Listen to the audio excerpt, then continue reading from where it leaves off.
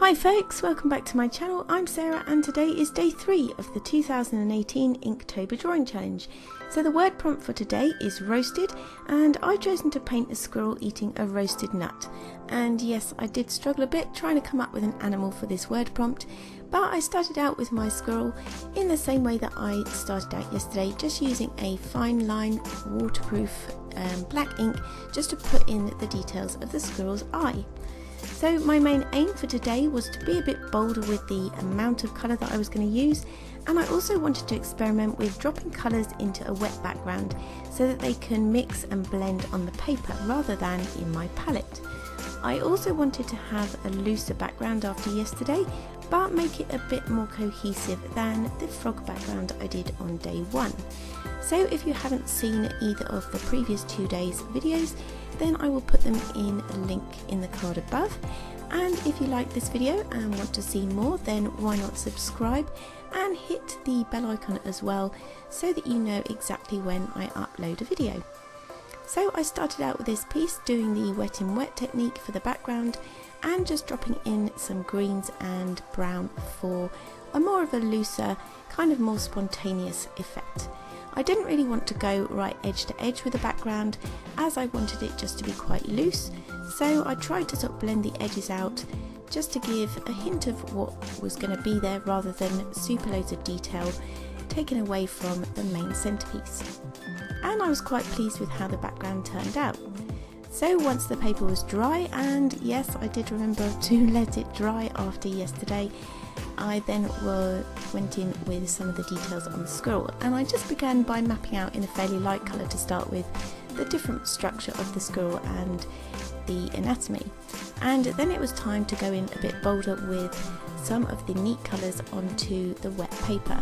So this is using the wet in wet technique, and I was really pleased and enjoyed how those colours laid down and spread across the paper and how they mixed together as well. So this is something that I'll definitely be trying again in future videos throughout the month of Inktober, as I just really like watching ink flow on the paper, and putting those colours down neat kind of gives you a bit more of a looser effect, and it's nice to see how the colours mix together on the paper.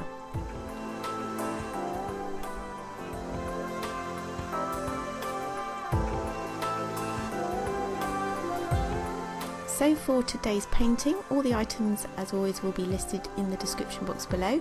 I used the Ecoline inks for this painting mainly because I had a lot more browns and orange tones that I wanted to use, bearing in mind that I wanted to drop them in neat and let them mix on the paper. And the Bombay inks that I've only got a few browns, so that's really why I use the Ecoline inks.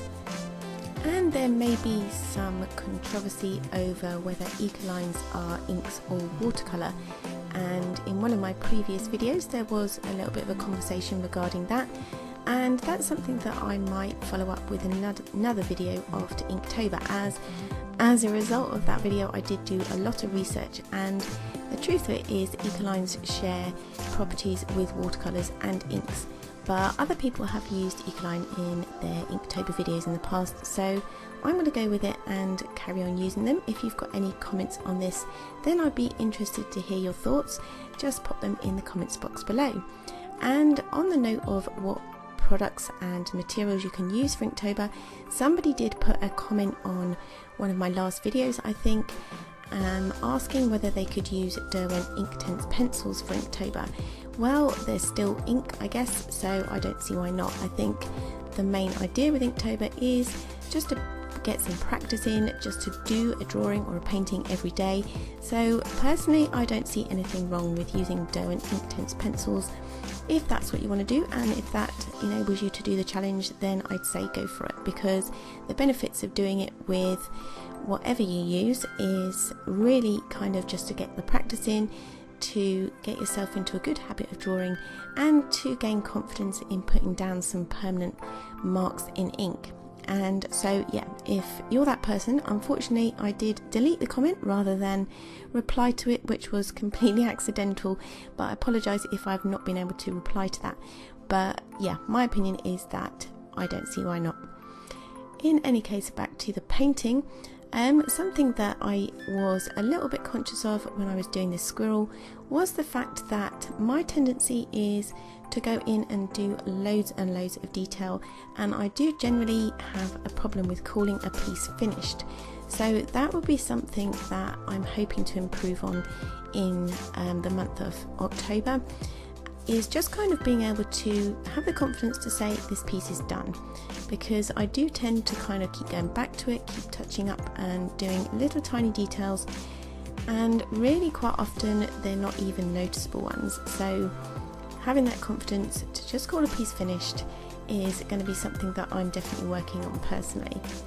So I was quite pleased with generally how the squirrel turned out. I really enjoyed the technique of dropping in the colour and letting it mix on the wet paper, and I think that gave some really nice bright results. But I think I still need to loosen up a little bit, as I wasn't sure whether the finished piece turned out as I'd seen it in my head.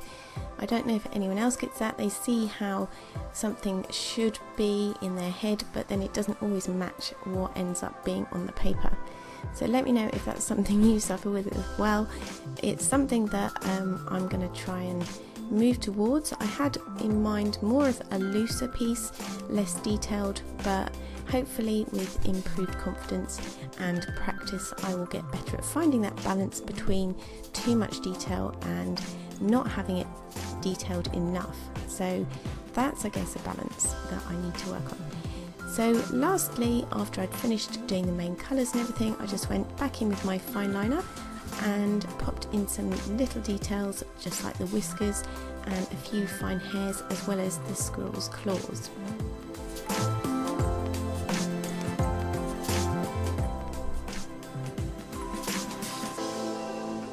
But on the whole, I was quite happy with it. I think tomorrow I'm going to try and be a little bit more spontaneous with my colour and putting it down. But if you like this picture, don't forget to give it a thumbs up, comment and subscribe to my channel, and see what tomorrow brings. Thanks for watching. Bye!